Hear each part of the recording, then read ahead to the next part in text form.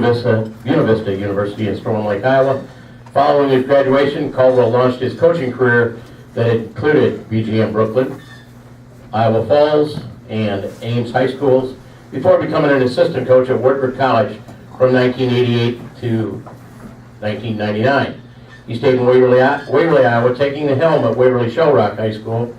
In the 12 years, Caldwell's teams won 14 state team titles, including 9 state championships, 5 traditional, 4 dual meet championships, coached 20 Go-Hawk state champions, and twice had 4 Iowa state champs in 1 year.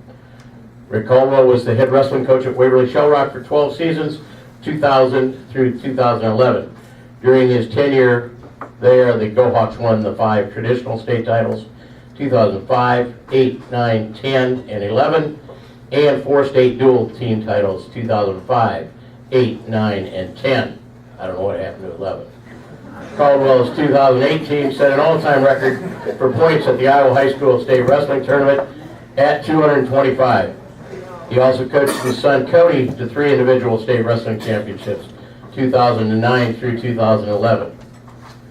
In 1999, he took over the Waverly Shell Rock job and did the preceding. Throughout all that, Caldwell poured thousands of hours into a job that in many ways is an almost 12-month-a-year job. My former college coach told me that to be better, you had to get better, and to get better, you had to be better. I practiced this throughout my life, from my college wrestling days to my officiating years and to my overall daily business plan. Just take some time to get better, to be better. Rick Caldwell, or Cadwell, as I used to call him, epitomizes these words. As a young coach, the first time I officiated for him was at Iowa Falls. We won't go very far into that one, Rick. I think I won that one. Did I ever change my mind? Watching him mature to his time at Waverly Shell Rock was a great testament to these words. Get better to be better. As a young coach, I think he thought he knew an awful lot about coaching, but as he progressed, he realized that every kid, every call is different. He learned a lot during his formative years, that to get better, he had to be better. This was true as a husband, a father, a coach, and as a mentor. He has watched as his 3 kids have all earned Division I scholarships. He nurtured his kids, but he has helped so many more as student athletes in understanding the value of life.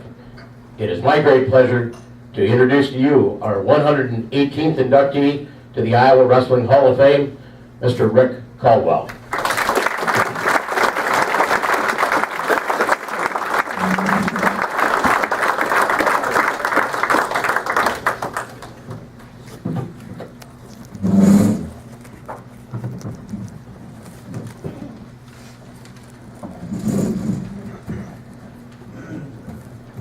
Thank you, Bill.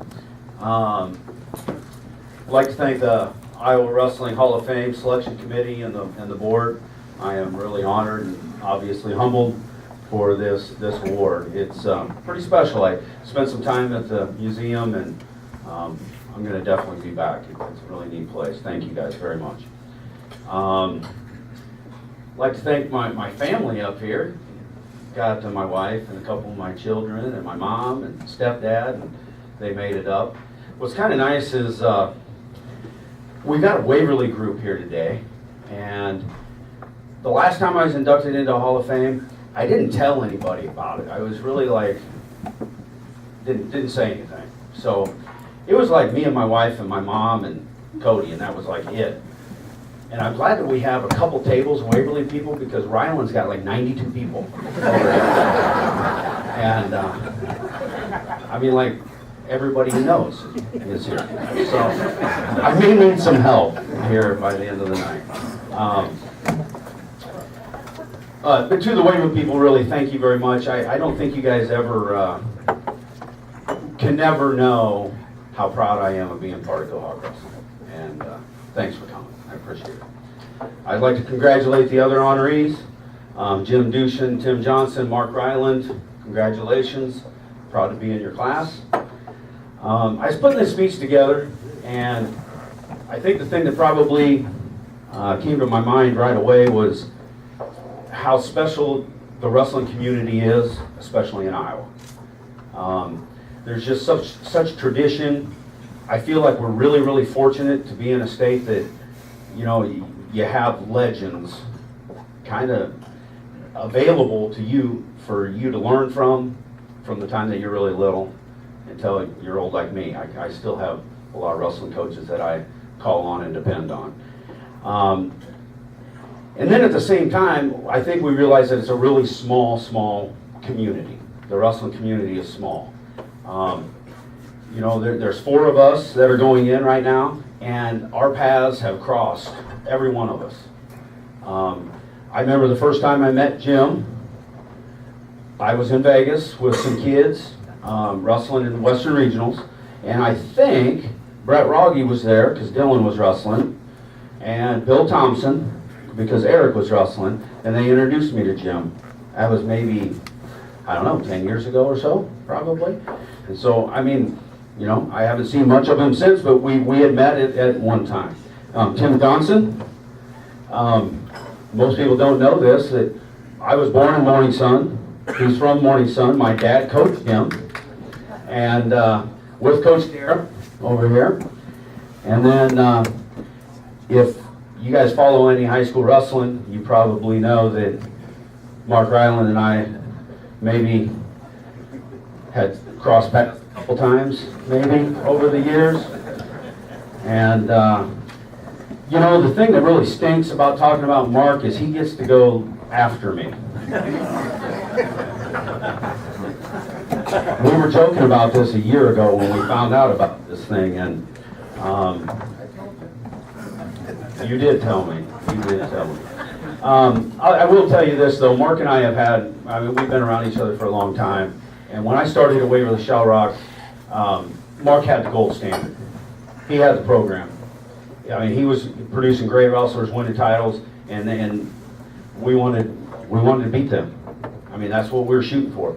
He had the best program, and so he really motivated me. He made me work really, really hard. And I tell you, I was telling somebody at the Olympic trials that, you know, if there's anything I miss about coaching, honestly, it's taking my team to go and battle his team, because those were some bloodbaths. I mean, they were entertaining, and there was no love lost. I mean, I don't know, Wickham, I mean. It was fun, right, Mark? We'll get to you. And that's where I'm kind of stumped, because how far do I go? I'm only going to get the mic one time, right? I'm only going to get the mic one time? But no, I tell you, we have a good relationship now, probably better than ever, but honestly, he made me a lot better, and we've talked, we made each other better during that time, and so that was great. So, my point is, the wrestling community is very small. I mean, even though there's a lot of people involved in it, you know, honestly, there's just, there's no room for feuding, there's no room for rivalries other than fun things, but we all are here for the common thing.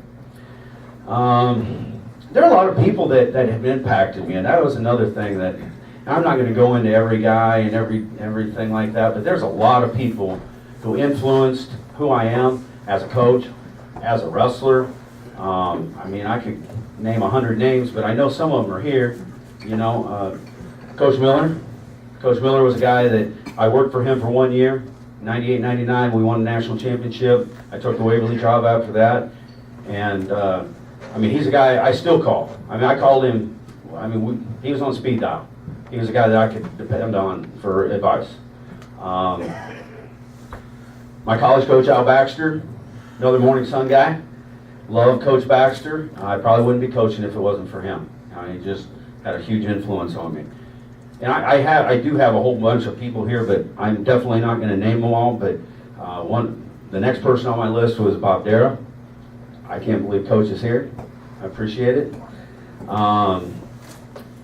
Coach Gable, he was one that, you know, I know Terry Brands is back there. He doesn't know this, but probably my first 3 or 4 years of coaching, I was kind of a Tom and Terry junkie. I went to every clinic that I could. I went to every camp that I could. And I brought my son and my guys, and we learned a lot. And basically, my system, my baseline system, it was their stuff.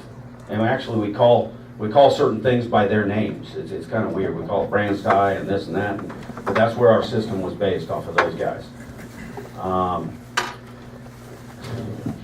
Let's see. I think I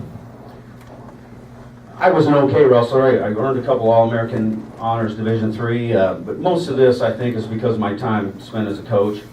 And before I got to Waverly Shell Rock, it was pretty much I'd stay a place 2 or 3 years. We'd get built up, and then I'd find the grass is greener someplace else. I'd do it again, and I'd do it again. And I was never going to stay in Waverly, never going to stay. I'm glad I did. It ended up being a perfect fit for me at the time, and a perfect fit for a lot of reasons. Our wrestling club was strong. We were very organized. We had money, which helps. I hate to say it, but having money helps. We had great coaches that were totally committed to developing our youth program through our junior high and our high school, and a tremendous group of parents that were, you know, they just said, hey, these are our kids, train them how to wrestle. Our community had never won in wrestling, ever, and so they really wanted a winner, so it was a good time. And probably the last thing was, I coached at 3 or 4 different places before I got to Waverly. I probably made every mistake there was. I tried a lot of different things, but I think it was about 10 years I was coaching before I got to Waverly. 10 years, I think I figured out what I felt was the right system that I could win championships with. I'd messed up enough, I'd asked enough questions, I'd met with enough coaches, I studied enough. I really thought in a community like Waverly I could win some titles with this in place. And they provided that for me. And so we started to progress. We got better kids, better assistants. We kept improving. Things were getting better and better. And there was one thing that really made the difference. And I'm going to finish with this story. I think it was our 2nd or 3rd year at Waverly. And we're at the state tournament. And you guys know, you guys all been to the state tournament. About every other year, it's impossible to get home. Snowstorm, ice storm. I mean, it's a mess. And this year was no different. It was a pretty bad year.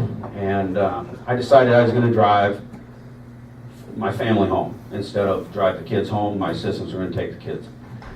So I get in the car with my wife, Christy, and Cody, and Kinsey, and Abby. They were all in the car, and we're driving out of Des Moines. We're still in town. It's kind of quiet.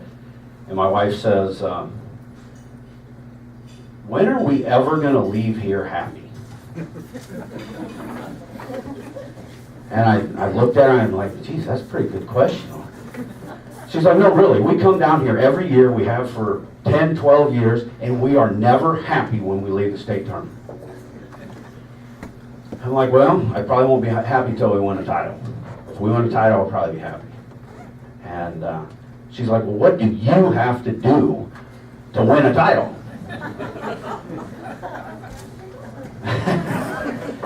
and I mean, it was a pretty serious conversation. I'm like, you know what? I love my kids club. I have great assistant coaches. My system's in place that I really believe in. I think we can win with it. I mean, the only thing that I can think of that we could do to make us win faster is if I had more time. And she's like, if that's all you need is more time, you can have all the time you want to coach wrestling. And honestly, that day was really, Go Hog fans, you better thank my wife, okay? Because raising 3 kids, she works full time. She was like, you need to do anything with wrestling, you go, you do it. And we'll leave Des Moines happy. So thank you, Christy, I appreciate that.